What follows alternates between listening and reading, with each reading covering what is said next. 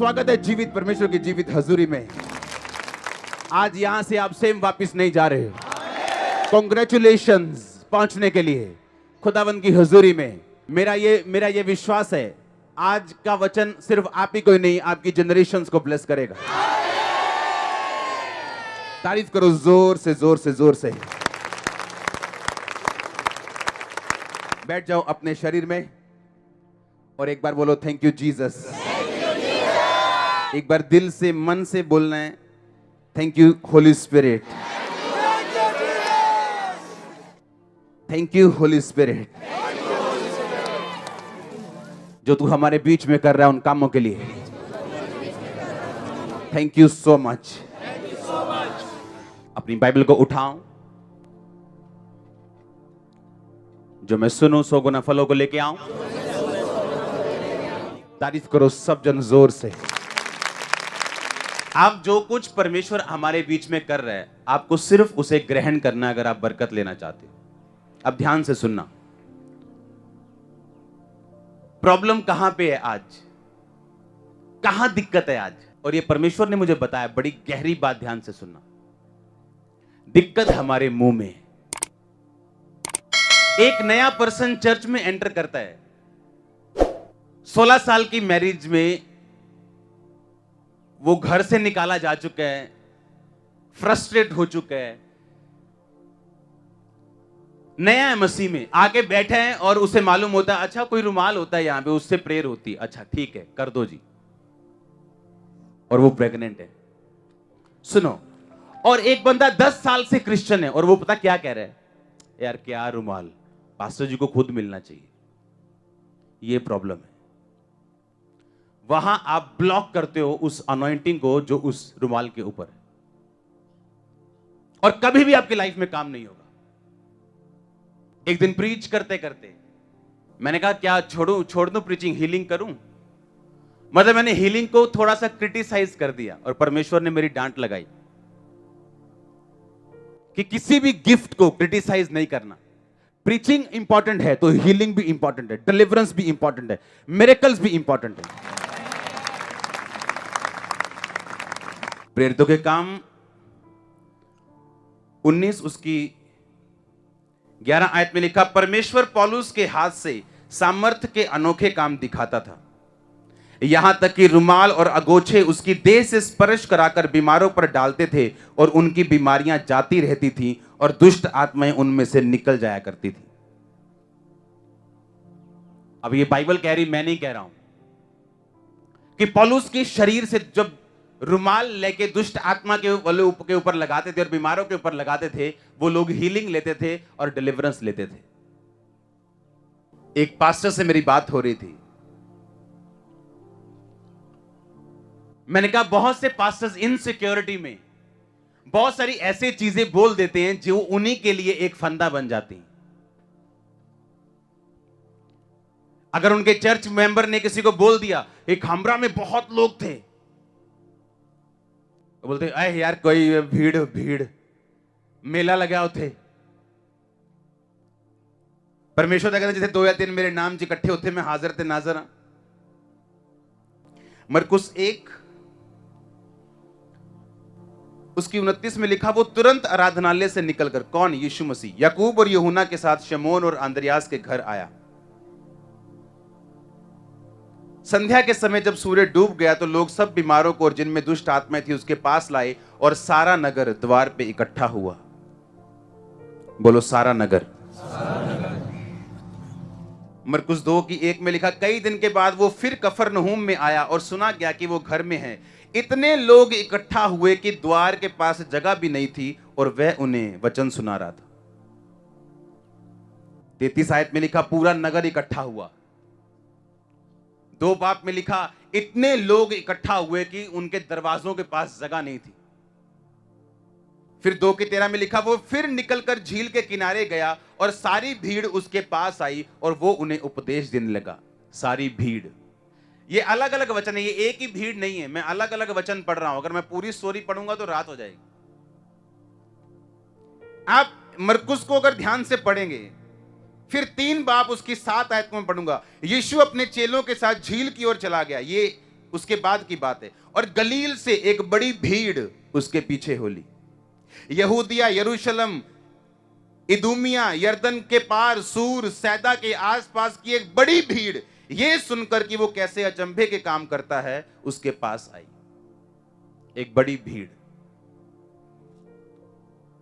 मरकुस 3 उसकी 20 आयत में लिखा, फिर वो घर में आया और ऐसी भीड़ फिर इकट्ठी हो गई कि वो रोटी भी ना खा सके। फिर बोलो भीड़। 31 आयत में लिखा, तब उसकी माता और उसके भाई आए और बाहर खड़े होकर उसे बुलावा भेजा। भीड़ उसके आसपास बैठी थी, इसलिए उसने कहा, तेरे माता और भाई तुझे बाहर ढूंढते हैं। फिर बोलो भीड़। मरकुस 4 बाब उसकी 1 आयत में पढ़ूंगा। फिर वो एक दिन झील के किनारे उपदेश देने लगा और एक बड़ी भीड़ उसके पास इकट्ठी हो गई कि झील के एक नाव पर वो चढ़कर बैठ गया और सारी भीड़ भूमि पर झील के किनारे खड़ी रही। फिर बोलो भीड़। ये उन लोगों के लिए जो भीड़ को क्रिटिसाइज करते हैं। जहां जहां आपको यीशु मसीह मिलेंगे बाइबल में, वहां वहां भीड़ मिलेगी आपको। दिखाओ एक जगह बाइबल में जहां यीशु मसीह खड़े हो और भीड़ ना हो।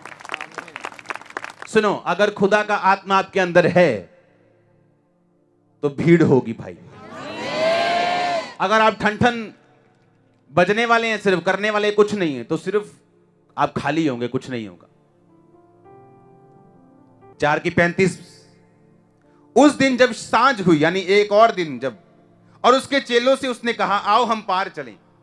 और वो बड़ी भीड़ को छोड़कर जैसा वो था नाव में चला गया। कई बार तो ऐसा हुआ यीशु मसीह भीड़ को छोड़ के भाग गए कि बस अब बहुत हो गया, मैं जा रहा हूं, मैंने हीलिंग कर दी, डिलीवरेंस कर दिया, मैंने और भी जाना है, मैं तुम्हारे पास सिर्फ नहीं आया हूं।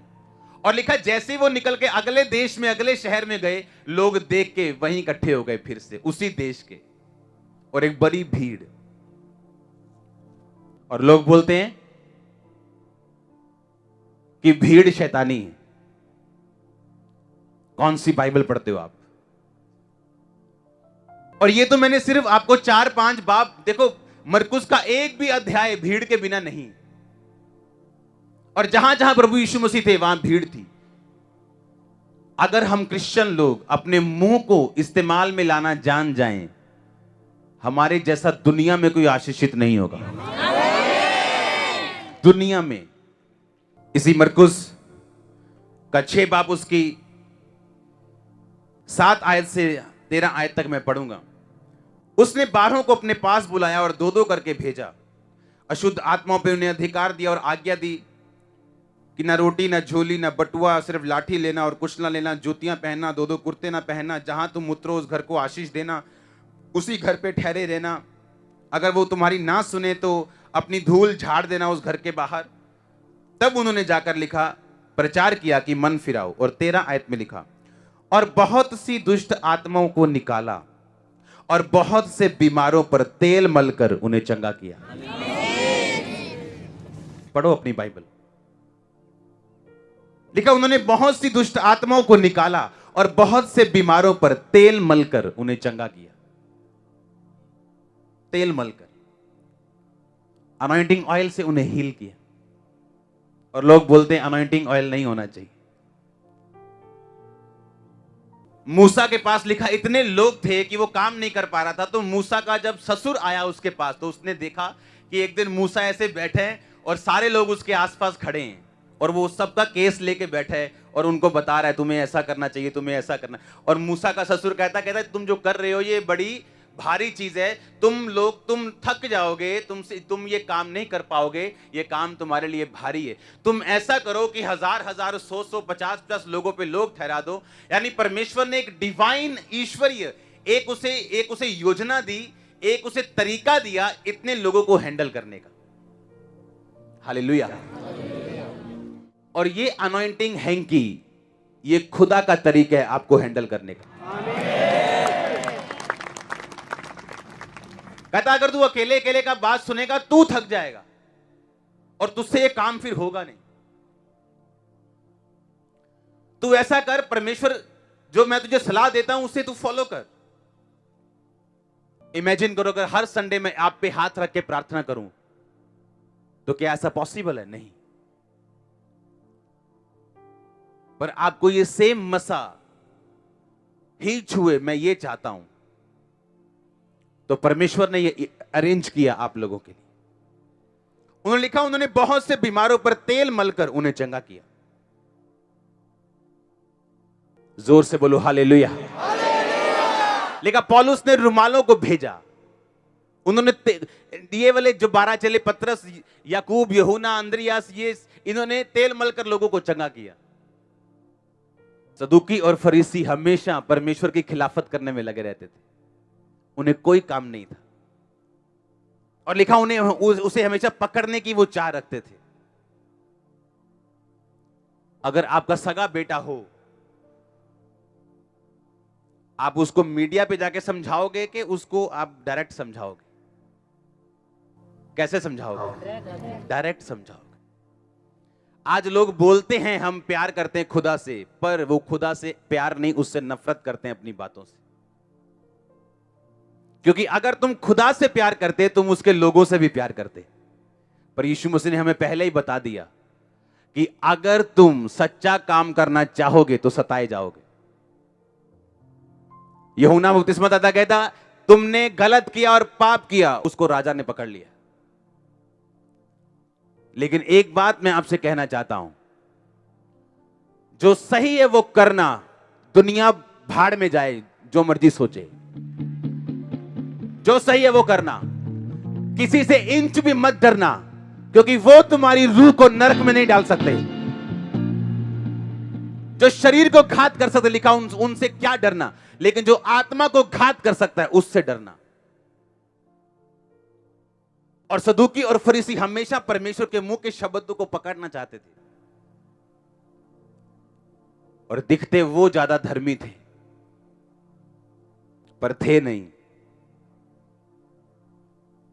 जब यीशु मसीह यूहन्ना 6 बाब में समझा रहे थे, 53 आयत में यीशु मसीह ने कहा, मैं तुमसे सच सच कहता हूं, जब तक तुम मनुष्य के पुत्र का मांस ना खाओ, उसका लहू ना पियो, तुम में जीवन नहीं।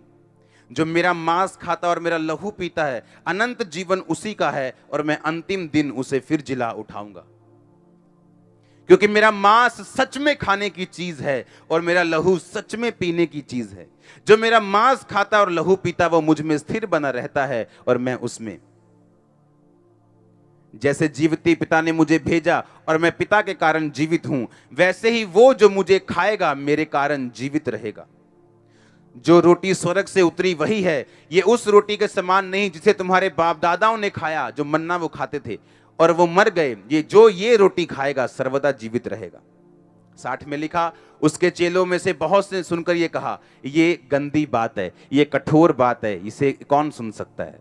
यीशु ने अपने मन में जानकर कहा, तुम मुझ पर क्यों कुड़कुड़ाते हो? क्या इस बात से तुम्हें ठोकर लगती है? यदि तुम मनुष्य के पुत्र को जहां पहले थे ऊपर जाते देखोगे तो क्या होगा? आत्मा जीवनदायक है, शरीर से कुछ लाभ नहीं। जो बातें मैंने तुमसे कही हैं वो आत्मा है और जीवन भी है। 66 आयत में लिखा, इसके बाद उसके चेलों में से बहुत से वापस चले गए और उसके बाद फिर कभी ना चले। और यीशु ने उन 12 से कहा, क्या तुम भी जाना चाहते हो? उस शमौन पतरस ने कहा, प्रभु हम किसके पास जाएं? अनंत जीवन की बातें तो तुम्हारे पास हैं। यीशु मसीह ने कहा, तुम्हें मेरा शरीर खाना पड़ेगा और मेरा ब्लड पीना पड़ेगा। और सदूकी और फरीसी जो धर्म के ठेकेदार थे, उन्होंने कहा इसे कौन सुन सकता है। लिखा, इस बात से उन्हें ठोकर लगी और वो यीशु मसीह के साथ फिर नहीं चले। प्रॉब्लम यह है, अगर हम सदूकी और फरीसियों की आत्मा में चलेंगे, हमें आत्मिक बातें कभी समझ नहीं आएंगी। ऐसी जगहें हैं दुनिया में जहां लोग सुबह उठकर बाइबल के ऊपर खड़े हो जाते हैं और बोलते हैं आज से मैं वचन पे खड़ा रहूंगा।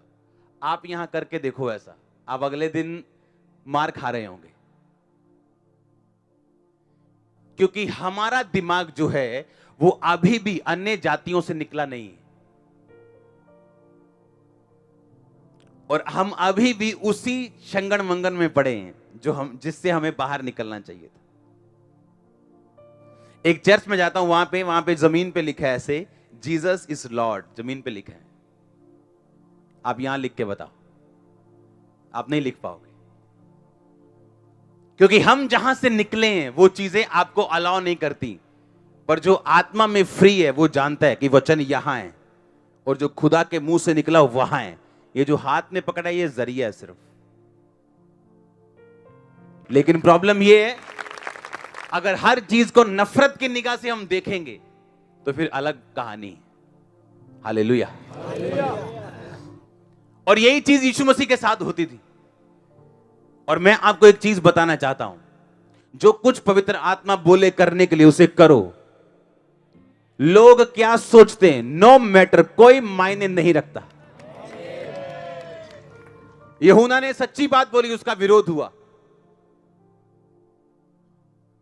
बाइबल कहती है जो यूसुफ था वो अपने भाइयों की बुराइयां पिता को बताता, इसलिए लोग उससे नफरत करते थे। आप धर्मी जीवन बिताना चाहते हैं, कुछ लोग आपसे नफरत करेंगे, बिना गलती के करेंगे, व्यर्थ बैर करेंगे। पर अगर आप ये प्राइस पे करने के लिए तैयार हो, आप ऑसम होंगे, बेस्ट होंगे। यस, कोई आपको बीट नहीं कर पाएगा जो आप करेंगे। हालेलुया। कितने बातों को समझ रहे हैं? सबसे बड़ी प्रॉब्लम जो आज है कलीसिया में वो कहां है?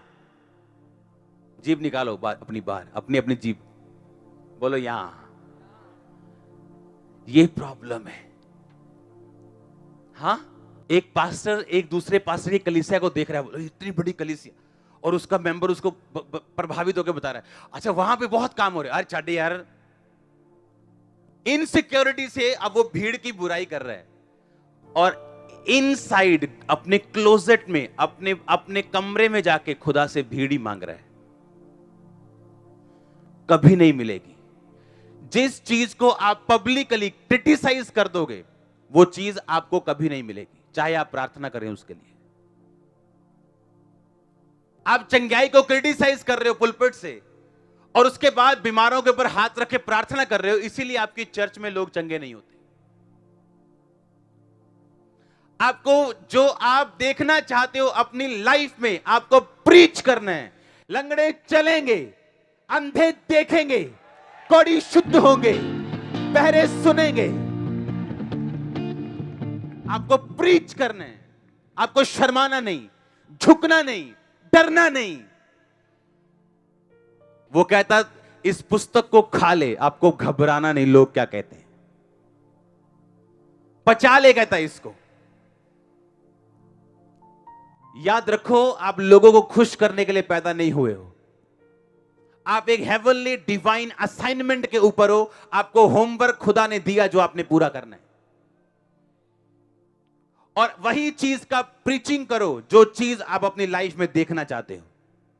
नेवर, कभी क्रिटिसाइज मत करो हीलिंग को, कभी मत करो डिलीवरेंस को, कभी चमत्कारों को, कभी प्रीचिंग को, कभी वर्शिप को, कभी क्रिटिसाइज मत करो, कभी निंदो मत, क्योंकि वही चीज आपके आगे आएगी। आप जो कुछ प्रीच करोगे जीसस क्राइस्ट वही कंफर्म करेंगे जिसके बारे में आप प्रीच करोगे। और प्रीच करने के लिए आपको यह पुलपिट नहीं चाहिए। मैंने इस पुलपिट से प्रीचिंग करनी शुरू नहीं की, मैंने अपने दोस्तों को प्रीच किया है, अपने दुकानदारों को प्रीच किया है, अपने ग्राहकों को प्रीच किया है, अपने रिश्तेदारों को प्रीच किया है कि यीशु मसीह सब कुछ कर सकता है, और उसने किया है मेरी लाइफ में। प्रॉब्लम यह है, जब वरदान अंदर नहीं होते और घर में चैलेंजेस होते हैं तो पास्टर अपनी कॉलिंग बदल लेता है। वो हीलिंग के बारे में बात करना बंद कर देता है। इस दुनिया में इंग्लैंड का आज तक का सबसे बड़े हीलर्स में से एक स्मिथ विगल्सवर्थ, उसकी अपनी लड़की बहरी थी। किसी ने पूछा आपके हीलिंग मिरेकल्स होते हैं, लोग जिंदा हो जाते हैं मुर्दों में से, आपकी अपनी लड़की हील क्यों नहीं हुई? कहता जिस दिन तुम मुझे यह बता दोगे कि एलिया गंजा क्यों था और मूसा थत्था क्यों था, मैं भी तुम्हें बता दूंगा मेरी बेटी हील क्यों नहीं हुई। परमेश्वर ने मूसा को हील नहीं किया कि ठीक है तू थत्था बोलता है, ये ले मुंह बाहर। अगर परमेश्वर समुद्र दो भाग कर सकता है, अगर उसके जरिए चट्टान पे शब्दों से पानी आ सकता है या सोटी मारने से पानी बाहर आ सकता है, तो क्या उसके छोटे से थत्थेपन को परमेश्वर हील नहीं कर सकता? वो आपको चैलेंज देगा कि अगर आपके जेब में बरकत नहीं है तो भी क्या आप ये प्रीच कर सकते हो वो बरकत देने वाला परमेश्वर है? आपके अभी कोई बेबी नहीं है, 15 साल हो गए, लेकिन क्या आप प्रीच करने की ताकत रखते हैं कि नहीं मैंने देखा है खुदावंद दे सकता है, वो गर्भ फलवंत कर सकता है? पर प्रॉब्लम क्या है, हम जो देखते हैं और जो महसूस करते हैं वही बोलना चाहते हैं। हमारा विश्वास जीरो तो नहीं है पर अल्प है। इसलिए यीशु मसीह ने हमें झिड़क लगाई है बाइबल में, हे अल्प विश्वासियों तुमने क्यों संदेह किया। कहते यीशु मसीह आप नाव के पिछले भाग पर सो रहे थे और आंधी तूफान शुरू हो गया, हमें लगा हम मर रहे हैं, हमने इसलिए आपको आवाज लगाई प्रभु तू हमारी चिंता नहीं है, हम मर रहे हैं। तो परमेश्वर ने कहा हे आंधी शांत रहे, पानी को थम जा बोला और लिखा सब कुछ थम गया। और लोग हैरान हो गए, चले ये क्या है, ये कौन है जो आंधी और पानी इसकी आज्ञा मानते हैं, जो नेचर पे इसका अधिकार है। और यीशु मसीह ने कहा हे अल्प विश्वासियों तुमने क्यों उसने ये नहीं कहा हे अविश्वासियों, हे अल्प विश्वासी। अल्प विश्वासी जो देखते हैं और जो महसूस करते हैं बस वही बोलना चाहते हैं। उसे बोलो कि यीशु मसीह एक बांझ को बच्चा देने की ताकत रखते हैं, वो बोलेगा नहीं अभी मुझे नहीं हुआ तो मैं ये बात नहीं बोल सकता। तुझे नहीं हुआ तो क्या हुआ, तूने देखा तो है ना। हाँ मैंने देखा है, कितनी बार, 1000 बार। नहीं अभी मुझे पहले दर्द है यहां पे, क्या तूने देखा नहीं कितने लोग चंगे हुए। हाँ देखा, मेरे साथी चंगा हुआ, मेरी मम्मी चंगी हुई, क्या तू बोल नहीं सकता। प्रॉब्लम कहां है, यहां पे। इसीलिए एक वायदा मैंने खुदा से किया था और आज तक मैं उस पर कायम हूं, मैं एक भी नेगेटिव वीडियो अपने खिलाफ कभी नहीं सुनता हूं। ना चंगाई के खिलाफ, ना चमत्कारों के खिलाफ, ना प्रीचिंग के खिलाफ, ना हीलिंग, किसी चीज के खिलाफ। क्योंकि जैसे ही आपकी स्पिरिट में वो जाएंगी आपको करप्ट कर देंगी। और जैसे ही आपका विश्वास थोड़ा सा हिला, आपका चमत्कार जो महीने बाद है वो 6 महीने बाद है, फिर आप क्या करेंगे। और जिस चीज को आप प्रीच करोगे, जिस चीज को आप प्रीच करोगे उसी चीज को जीसस क्राइस्ट कंफर्म करेंगे। जिस चीज के बारे में आप प्रीच नहीं करोगे उस चीज के बारे में आप कभी नहीं देखोगे।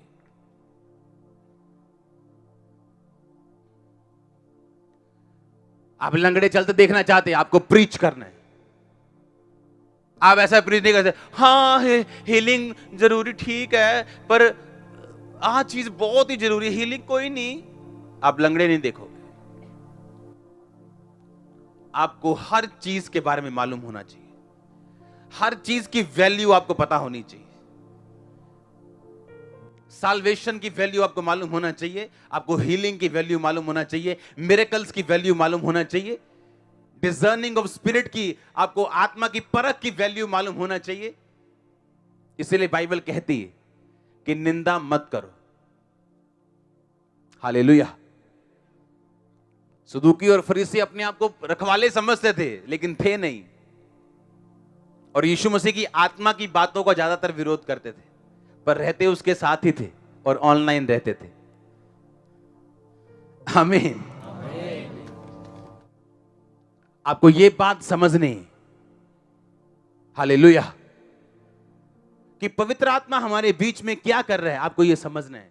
और जितना आप समझ जाएंगे होली स्पिरिट जो आपके बीच में कर रहा है, उतने आप सेंसिटिव होंगे और तैयार होंगे कि खुदा एक बड़ा आपको स्पर्श देने के लिए तैयार है। फिर उसे पता है she can handle, he can, ये हैंडल कर सकता है इस चीज को।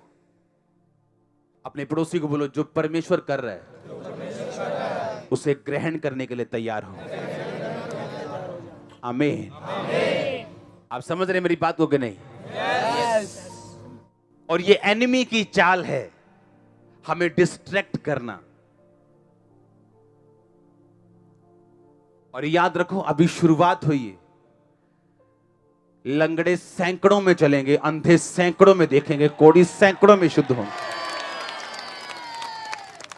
ऐसे कोड़ में आया करेंगे लोग और शुद्ध होंगे। आप पहचान नहीं पाओगे ये पिछले संडे वाला व्हील चेयर वाला बंदा है। वो सब कुछ कर सकता है तो हम देखेंगे, हम देखेंगे भी उसे, क्योंकि वो कर सकता है। आपको हार्ट ओपन, दिल खुला रखना है। अपने आप को बॉक्स में बंद नहीं करना आपको। होली स्पिरिट ने मूसा से वो काम करवाया जो पहले कभी नहीं हुआ था बाइबल में। दाऊद से वो काम करवाया जो पहले कभी नहीं हुआ था। पतरस ने वो काम किए जो पहले कभी नहीं हुए थे। पौलुस ने रुमालों से चंगा किया, पहले कभी नहीं हुआ था। आज भी वो ऐसा करता है जो पहले कभी ना हुआ। इसलिए मैंने कहा धर्म बाउंड्रीज में रखता है आपको। यीशु मसीह धर्म नहीं है, वो आपको फ्री रखता है। आप स्पिरिट से सोच सकते हो, आपकी आईज स्पिरिचुअल ओपन होती हैं। जो खुदा कर रहा है आप उसे देखते हो, उसके प्लान को आप समझते हो कि क्या योजना है परमेश्वर की मेरी लाइफ में। जो काम मैं देख रहा हूं परमेश्वर के, इसका मतलब मेरी लाइफ में परमेश्वर की बड़ी योजना है। एक रुमाल का स्पर्श लेने के बाद एक बंदा 16 साल के बाद बेबी ले सकता है। और सोचो क्यों नहीं शैतान उसके खिलाफ होगा, क्यों नहीं वो ऑयल के खिलाफ, क्यों नहीं वो प्रीचिंग के खिलाफ, क्यों नहीं वो हीलिंग के खिलाफ होगा। लिखा अचंभे के कामों को देखने के लिए, लिखा भीड़ यीशु मसीह के पीछे थी। अब अचंभे का काम हो गया, अब उनको मालूम है कि यीशु मसीह परमेश्वर है। अब वो क्या करेंगे, अब वो वचन पे चलेंगे। वरदान लोगों की हेल्प करते हैं।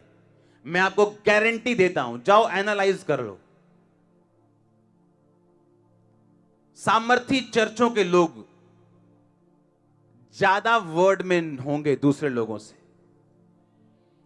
क्योंकि उन्होंने प्रैक्टिकल देखा है, उनका फेथ हाई है। आपका फेथ ज्यादा है, मैं जानता हूं दूसरे लोगों से। क्या केस है जो आपने नहीं देखा? कौन से केस है जो आपने नहीं देखे? हर टेस्टिमनी आ रही।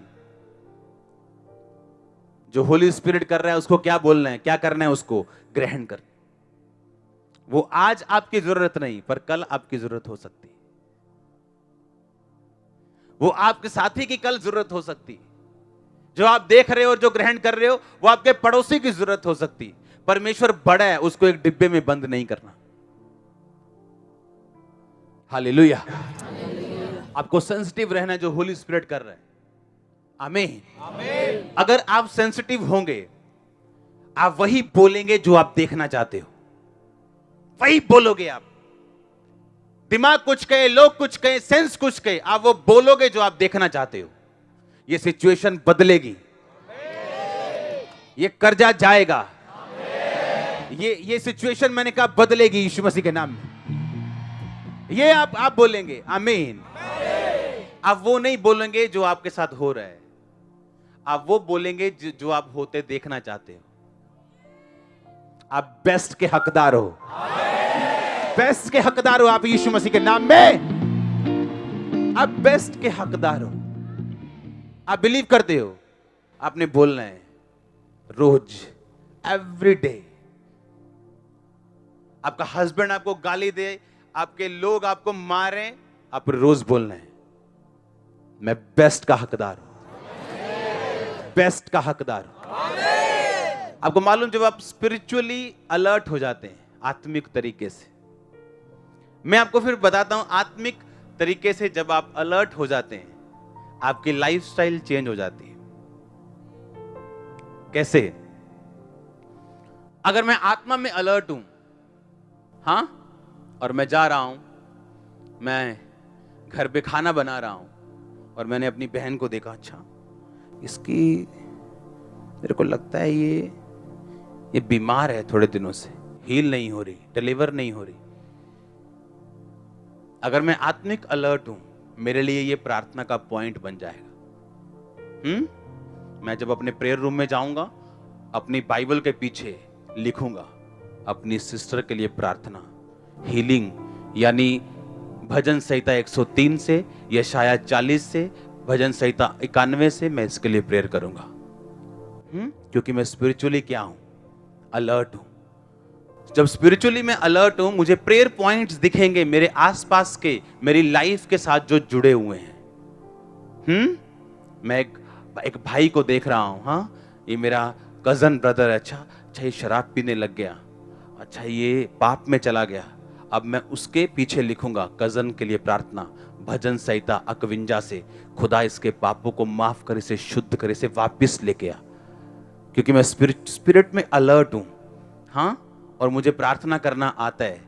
मैं प्रार्थना का पॉइंट लिखूंगा, मैं सिर्फ याद करके प्रार्थना नहीं करूंगा, मैं लिख के प्रार्थना करूंगा। और आप रोज जब लिखेंगे, चाहे वो 50 पॉइंट क्यों ना हो जाएं, और रोज दिन में 2 या 3 बार आप परमेश्वर के सामने जाएंगे, आप उन्हीं पॉइंट्स पे प्रार्थना करेंगे। आज 15 पे, कल और 15 पे, परसों 15 पे, खत्म हो गए पॉइंट, फिर से दोबारा, जब तक वो पूरे नहीं हो जाएं। क्योंकि मैं एक बात लोगों को बताता हूं, आप बिना प्रार्थना के बाइबल पढ़ सकते हो, पर आप प्रार्थना बिना बाइबल के नहीं कर सकते। आप बिना बाइबल के प्रार्थना नहीं कर सकते।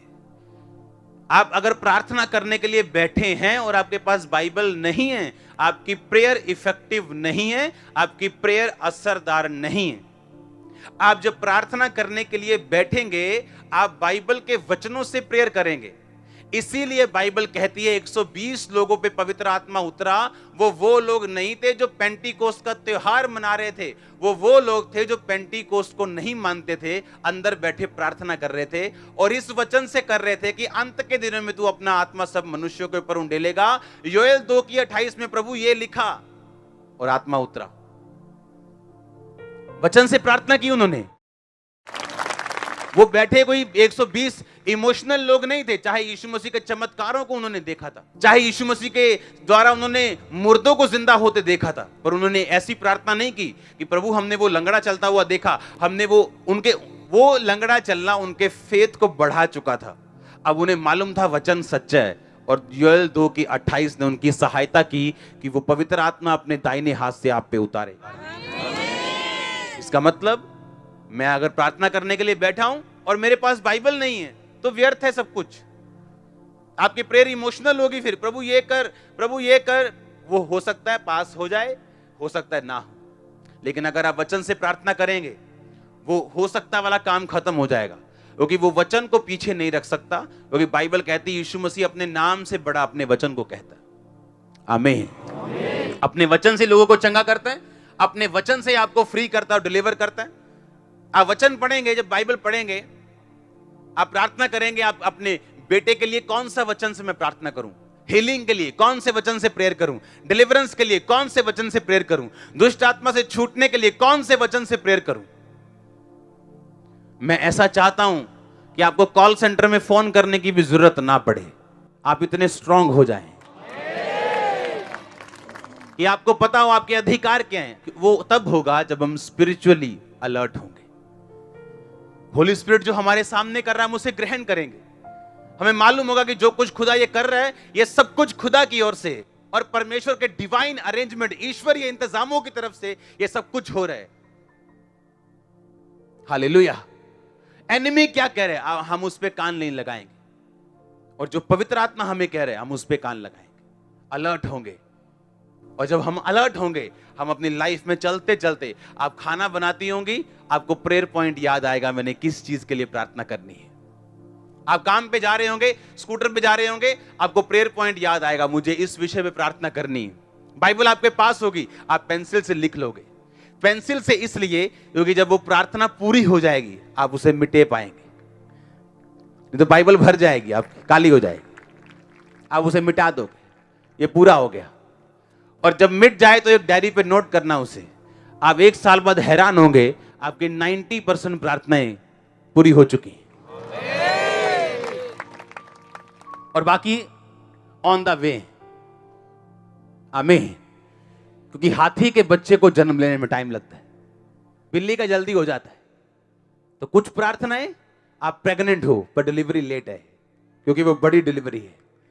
आप समझ रहे क्या? लेकिन ये तब होगा सब चीजें अगर हम आत्मा में अलर्ट हैं। ऐसा नहीं हो सकता मैं प्रेयर करने के लिए बैठूं और मेरे पास बाइबल ना हो, मुझे यही पता ना हो कि मेरी प्रार्थना कौन से बाइबल का वचन सपोर्ट करता है। मैं पढ़ा लिखा नहीं हूं जी, आप 2 महीने में बाइबल पढ़नी सीख सकते हो। आप 70 साल के क्यों नहीं हो, आप बिल्कुल अंगूठा छाप अनपढ़ हो, आप 2 महीने ट्यूशन रख के आप बाइबल पढ़नी सीख सकते हो। खुद की बाइबल पढ़ के आप प्रार्थना कर सकते हो, सिर्फ 2 महीने। सिर्फ 500,000 रुपए में आप सीख सकते हो, लेकिन अगर हम सीखेंगे नहीं और दूसरों पे निर्भर रहेंगे तो हमारी लाइफ कच्ची है। अंधेरे में तीर छोड़ेंगे, कहीं लग जाएगा कहीं रह जाएगा, कभी लग गया कभी रह गया। ये क्रिश्चियन लाइफ होगी। हमने तुक्के नहीं मारने, आमीन। एक स्ट्रांग लाइफ जीनी है, एक सैटेलाइट बनना है, शुरलियां नहीं बनना है, आमीन। हम सैटेलाइट की तरह चलेंगे और जिएंगे, आमीन। ऊंचा आशीष ऊंची, हालेलुया। हमने एक्सेप्ट करना है, तैयार रहना है जो खुदाबंद हमारे बीच में कर रहा है, आमीन। जो हमारे बीच में हो रहा है उसे स्पिरिचुअल आइज के साथ देखना है। हमें दिक्कत नहीं होगी, फिर हम ग्रहण कर पाएंगे वो सब काम जो परमेश्वर आपकी लाइफ में करना चाहता है। आपकी लाइफ में कुछ काम ऐसे हैं, जब तक आपका सर्टेन लेवल ऑफ फेथ नहीं हो जाता, एक लेवल का विश्वास आपके अंदर नहीं आ जाता, वो काम नहीं होते। और जो सब कुछ आप आज देख रहे हो, ये आपकी हेल्प कर रहा है उस फेथ को पाने के लिए। और जब ये हो जाएगा, आपके टेबल पे होगा सब कुछ, आमीन। ऊंचा आशीष ऊंची, मैंने कहा आमीन। ऊंचा आशीष ऊंची, हालेलुया। अपने पड़ोसी को बोलो, जो कुछ पवित्र आत्मा करे उसे ग्रहण कर, ये आशीष लेने का बेस्ट तरीका है, आमीन।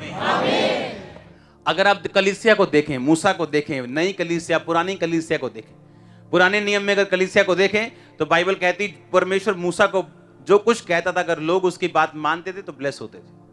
और नए टाइम में अगर आप देखो तो परमेश्वर ने चेलों को चुना उन अगुवाई करने के लिए, और लोग उसके जरिए ब्लेस हुए। पौलुस की सेवकाई में बोने के कारण परमेश्वर ने कहा, मैं तुम्हारी हर घटी को पूरा करूंगा, तुम निष्फल नहीं होगे। और पौलुस ने कहा, तुमने जो वो काम किया इसलिए मेरा परमेश्वर तुम्हारी घटी को पूरा करेगा। क्योंकि ये लोग, ये परमेश्वर के दास एक डिवाइन ईश्वरीय असाइनमेंट के नीचे होते हैं, और जब आप उनका साथ देते हैं आप ऑटोमेटिकली ब्लेसिंग के नीचे आ जाते हैं। और इसीलिए शैतान उन्हीं पे अटैक करने की कोशिश करता है, पर उसके हाथ ठेंगा भी नहीं आएगा, खाली वाला ठेंगा भी नहीं आएगा। ठेंगा तो बहुत बड़ा है, ये भी नहीं आएगा, आमीन। आपको ये मालूम रखना है कि आप ईश्वरीय तरीके से प्रोटेक्टेड हो, डिवाइन हेवनली प्रोटेक्शन आपके साथ है, आमीन। सदूकी फरीसियों ने अंधा पकड़ लिया, कहते किसने तुम्हें चंगा किया? कहता बता दो रहा हूं, यीशु मसीह ने किया। कहता नहीं झूठ बोल रहा है तू। कहता क्या तुम भी उसके चेले होना चाहते हो? तुम इतने इंटरेस्ट से क्यों पूछ रहे हो? हालेलुया। कह रहे नहीं ऐसा नहीं है, वो शैतानी है, वो परमेश्वर उसके साथ नहीं है। कहता अगर परमेश्वर उसके साथ नहीं है तो ऐसा बंदा जिसके साथ परमेश्वर ना हो, क्या वो अंधों की आंखें खोल सकता है? क्या वो लंगड़े चला सकता है? क्या वो हीलिंग कर सकता है? कहते शैतान हीलिंग करता है। कहां करता है शैतान हीलिंग? दिखाओ बाइबल में उसने हीलिंग की हो। नेवर।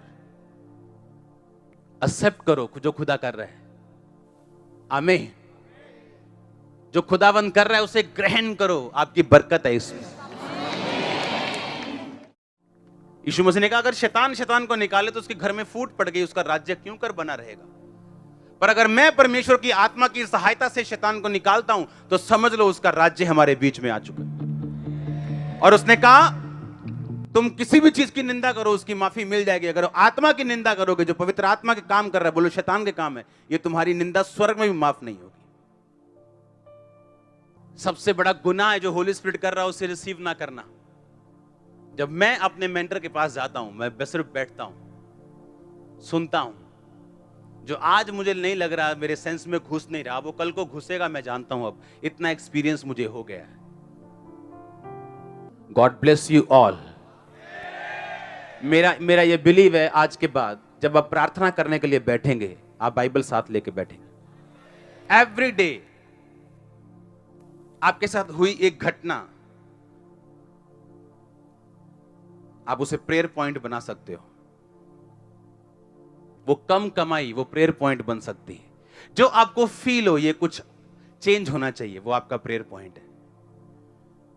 आप घर जाएंगे, प्रेयर पॉइंट लिखेंगे, वचन मैच करेंगे, प्रार्थना करेंगे। वचन नहीं मिल रहा, कॉल सेंटर फोन करेंगे, वचन पूछेंगे कौन से वचन के साथ मैं प्रार्थना करूं। आप इस तरह से प्रार्थना करते जाएंगे, अलर्ट रह के, आपके जवाब होंगे आपके पास। आमीन। ऊंचा आशीष ऊंची। हालेलुया। जोर से बोलो हालेलुया। जोर से बोलो हालेलुया। उठाओ अपने हाथों को। Thank you Jesus. मैं तैयार हूं ग्रहण करने के लिए खुदाबंद, सब कामों को, सब चीजों को, तेरे वचनों को भी, क्योंकि बाइबल कहती है तेरे वचन बड़े महत्वपूर्ण हैं। वो हमें चंगा करते हैं, आजाद करते हैं, हमें उद्धार में बनाए रखते हैं। यीशु मसीह मेरे परमेश्वर, मुझे छू, इस प्रार्थना में मुझे आजाद कर। Thank you Jesus.